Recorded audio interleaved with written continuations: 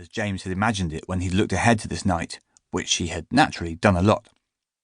Some of the numbers in the phone book were out of date, some phones were switched off this late. Exclamation marks immediately started appearing on the screen. It was not immediately obvious who had got the message and who would remain ignorant of his plan until he was already gone. But he wasn't about to find out. The phone was going onto flight mode and would stay that way. Of course, nobody could find him here. He had planned it well. Nobody could physically stop him. That had been a given as soon as they pulled out of the station.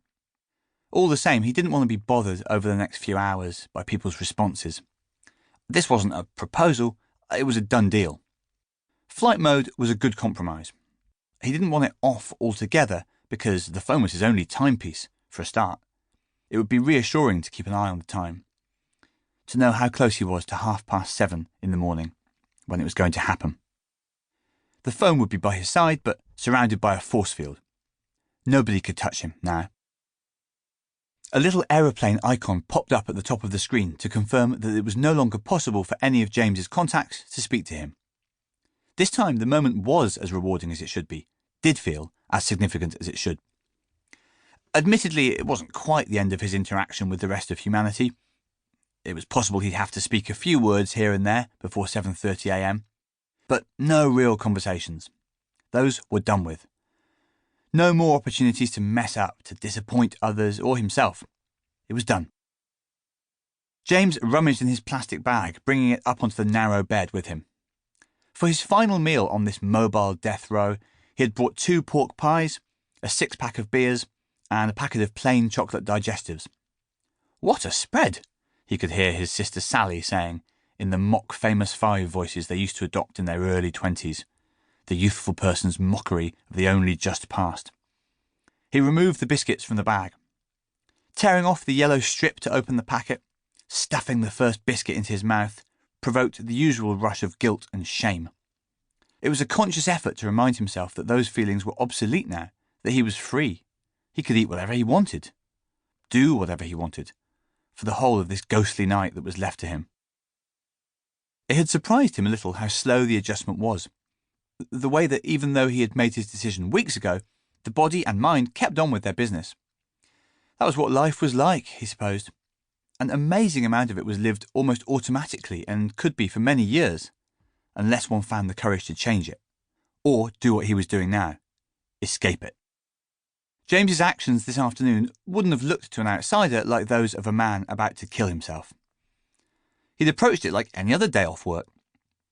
He'd cleared up the crumbs of cheese left from his mid-afternoon snack, polished the kitchen surfaces, hoovered, straightened the jumble of shoes by the front door and hung up his flatmate's jacket, which was lying in the hall. Before leaving the flat for the last time, he'd gone into the bathroom and made sure the shower dial was turned tight to the top, because the shower had a habit of spewing water out of its pipes at unpredictable times, noisily and sometimes for several minutes, as if it had an invisible user standing under it. Admittedly, these actions hadn't been for James's own benefit. It made no sense to talk about benefit when he wasn't going to be alive this time tomorrow. But there was his flatmate, Steffi, to consider. Flatmate was a generous way of describing their relationship, as was the case with all the people who had moved in and out in the 3 years since Michaela left. The two of them weren't close. They'd barely had a detailed exchange until that recent night, still mortifying to think about, when she'd seen him crying. James generally came home from work at the station at about 7, and usually Steffi was already out, waiting tables, by then.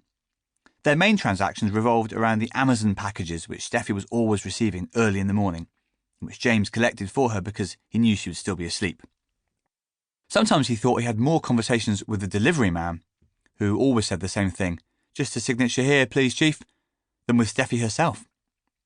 But he certainly didn't want her to think badly of him, now he was gone. That was why, as well as making sure the flat was nice, he had left her an email with detailed instructions, how to contact Michaela, who was still the landlady, and what to say to anyone who got in touch. Steffi, there was no denying it, would be inconvenienced a little by what he was about to do. It was bad news logistically if the other person in your flat killed himself. But she was a capable, practical woman. He knew that much about her. She'd be fine. Everybody would be fine. In a few cases, their lives would be better, in fact, as a result of this. If James hadn't believed that,